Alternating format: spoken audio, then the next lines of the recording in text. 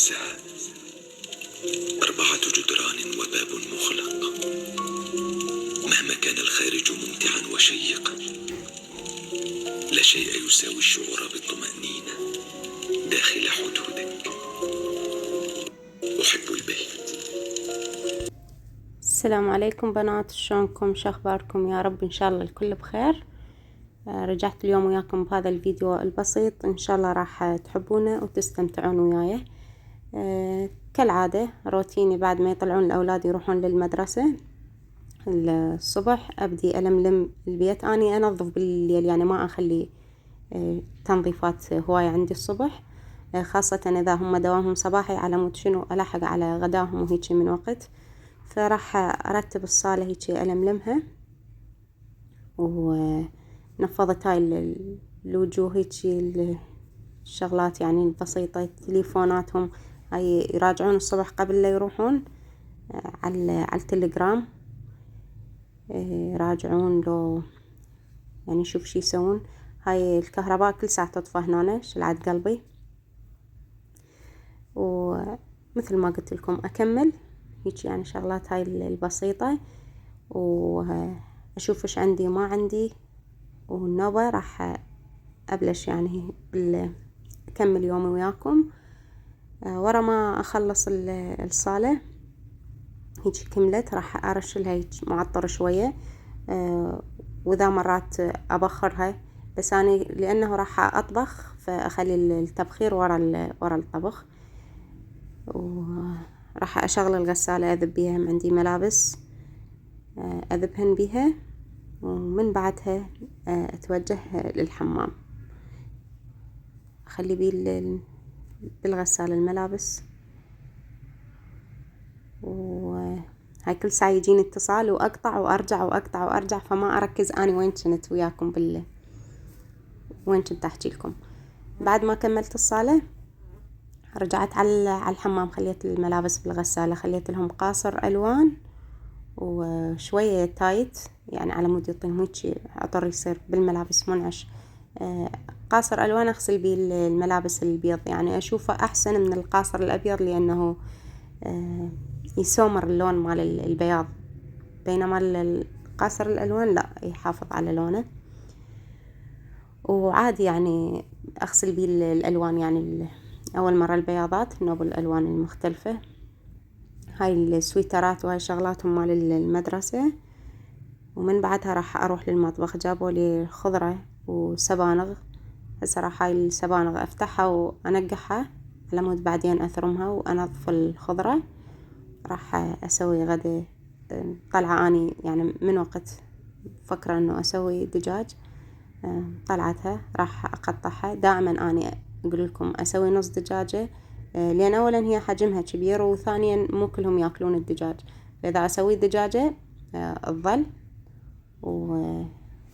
يعني إذا تبات ويجي يصير طعمها مو طيب، فأسويها على قد الوجبة. راح أسوي مرقة مال دجاج حمرة، وأنا مسويتها يعني قبل وياكم، بس حبيت أشارككم بيومي وشلون أقضي النهار من الشباب بالمدرسة.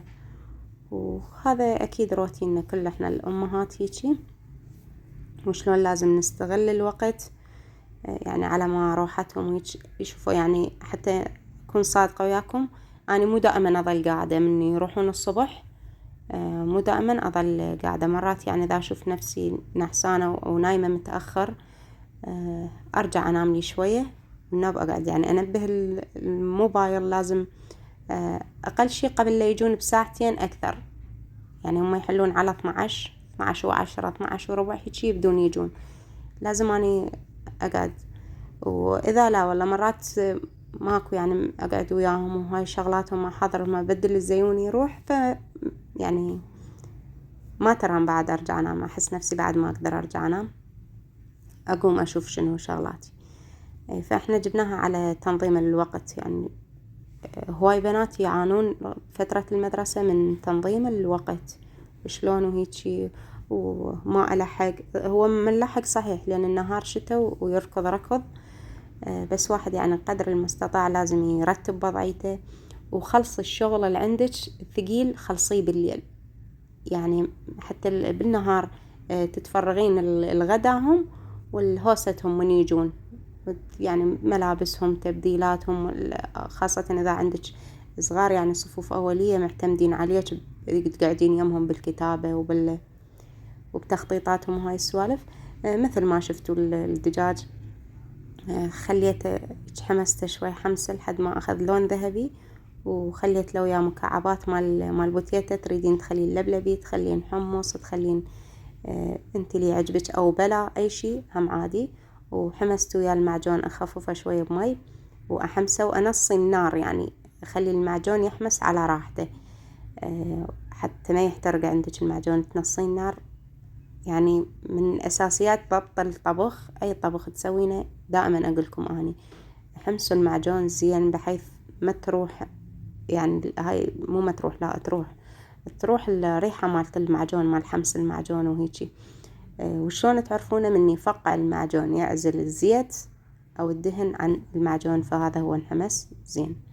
وخليت ويا بهارات، هاي البهارات اللي خليتها هي مال قدر، وما تأثر يعني شلون تقولون شلون مسوية مرقة حمراء وتخلي لها بهارات، ما تأثر لا على اللون ولا على أي شيء.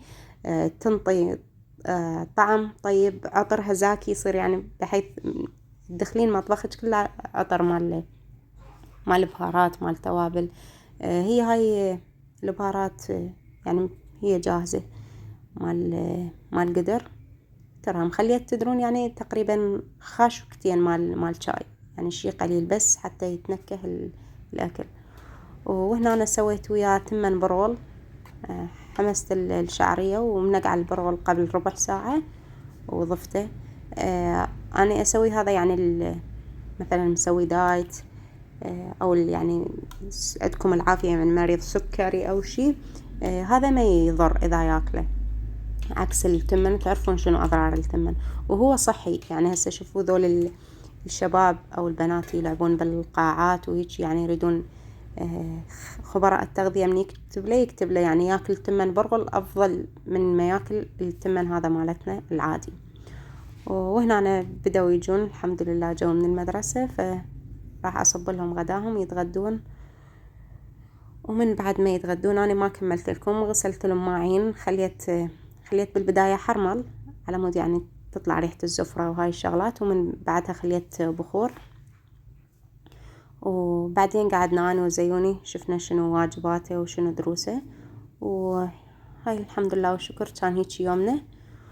وهذا غدا الأولاد، وأنتو سهمكم ألف عافية. وكان طعمه كلش طيب المرقة، يعني هيك شايفين من تاخذ وقتها من تستوي يصير طعمها طيب. طبعا كتابة وحفظ وملاء ورياضي وامتحان جدول التسعة. رياضة؟ شنو رياضة؟ رياضيات. وين هسه القراءة؟ شطوك بيها؟ قراءة هاي لحظة. قراءة شطوك. انت قمت اليوم قرأت؟ ايه. ايش قالت لك؟ صفولي. وبعد ايش قالت لك؟ عندنا بهاي الصفحة الأولى لا، والصفحة الثانية نحفظها. هاي الصفحة بس ملا؟ ايه. شو اسمه الدرس بطتان وسلحفات. هسه هاي بس قراية؟ ايه، وهاي فيها ملا. وبعد جدول الضرب؟ ايه. شنو؟ 9. جدول 9. وإسلامية ما طعنا بعديش. علوم بقينا على نفس درسنا. وعلوم لا. يلا هسه شنو نحفظ ملا لو تحفظ القراءة أول مرة؟ لا. يلا نجيب مسودة، تعال تراجع لو هيك تحفظ. لا هيك. يلا.